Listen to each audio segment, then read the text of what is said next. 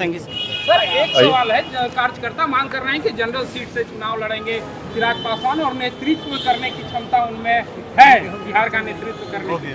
Party की तरफ से एक सामान्य सीट से चुनाव लड़ने का एक खूबसूरत प्रस्ताव जरूर हमारे पास आया है, जिस पर फिलहाल हम लोग चर्चा कर रहे हैं। पार्टी के कार्यकर्ताओं की महत्वाकांक्षाएं जरूर नेतृत्व को लेकर रही है, जिसका मैं सम्मान करता हूं। बट इस बात को मैं पुनः क्लैरिफाई कर दूं कि आज की तारीख में बिहार में कम से कम शीर्ष नेतृत्व करने वाले पद, मुख्यमंत्री के पद की कोई वैकेंसी नहीं है। विधानसभा में एसआईआर पर चर्चा के दौरान जो है लगातार जो है विरोधाभास देखने को मिल रहा है। देखिए, विरोधाभास किस बात का है मेरी समझ के परे है। ये एक ऐसी प्रक्रिया है जिसका आरंभ विपक्ष के कहने पर ही किया गया है। बार बार विपक्ष का शिकायत करना हर चुनाव के बाद चुनाव आयोग के पास जाकर, और ये कहना कि डुप्लीकेसी ऑफ द वोट चल रहा है या वोटर लिस्ट में धांधली हो रही है। अगर हम गलत कह रहे हैं तो टोकिए हमको। क्या बार बार लोकसभा चुनाव के बाद महाराष्ट्र चुनाव का तो दोष अभी तक हम लोगों पे यही देते हैं कि वहाँ पे वोटर लिस्ट में गड़बड़ी की गई। उसके बाद दिल्ली चुनाव में इन लोगों ने यही कहा। तो आज जब आपके कहने पर चुनाव आयोग ने इस प्रक्रिया का पालन किया कि भैया अगर इतनी शिकायत हो तो एक बार इंटेंसिव रिवीजन कर लिया जाए, उसी सोच के साथ इसको किया जा रहा है। और इसमें मेरी समझ के परे है कि एक चुनाव आयोग के द्वारा अपनाई गई प्रक्रिया जो इस बात को सुनिश्चित करने के लिए की जा रही है कि कोई भी देश के नागरिक के साथ कोई अन्याय नहीं होगा, पर एट द सेम टाइम कोई अगर घुसपैठिया भी होगा तो उसको भी देश के सबसे बड़े अधिकार, मताधिकार का दुरुपयोग करने का मौका नहीं दिया जाएगा।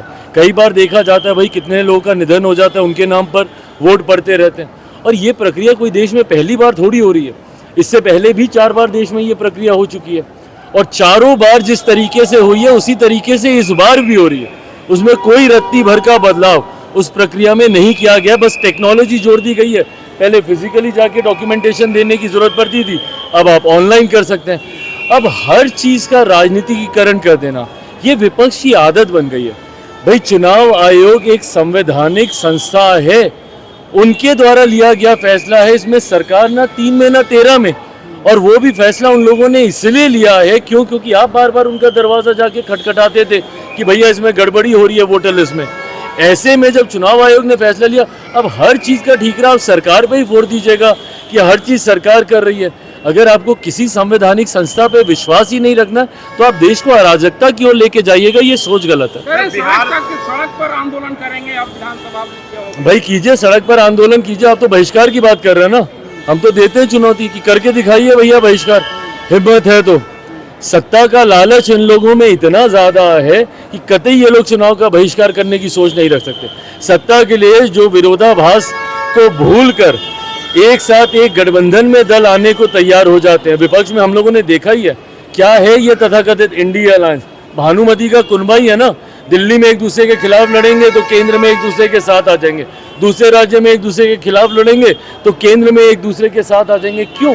महत्वाकांक्षाओं के लिए ही ना। तो ऐसे में कतई इन लोगों में हिम्मत नहीं है विपक्ष में कि ये लोग करें। और जहां तक रही बात कि इसमें किसी तरीके की कोई धांधली है, आपके कार्यकर्ता क्या कर रहे हैं भैया? मेरे तो सारे BLAs ग्राउंड पे हैं।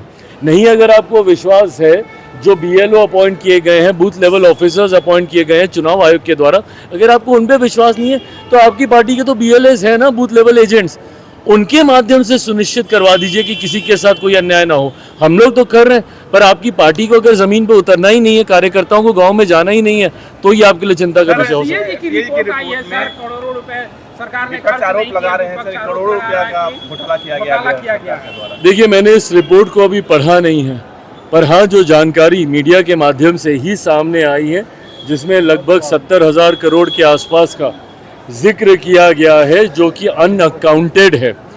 ये ऐसा है तो ज़रूर ये चिंता का विषय है। कतई जनता के पैसे का दुरुपयोग, इसकी इजाज़त किसी भी व्यवस्था में नहीं दी जा सकती है। कहीं पर अगर इस पे धांधली हुई है तो इसकी भी जांच होगी और जो भी दोषी होंगे कार्रवाई होगी। Thank you. फोटो खिंचा लो, सर वो फोटो इसको खिंचवा लीजिए सर। जाओ, चलो हटो, चलो।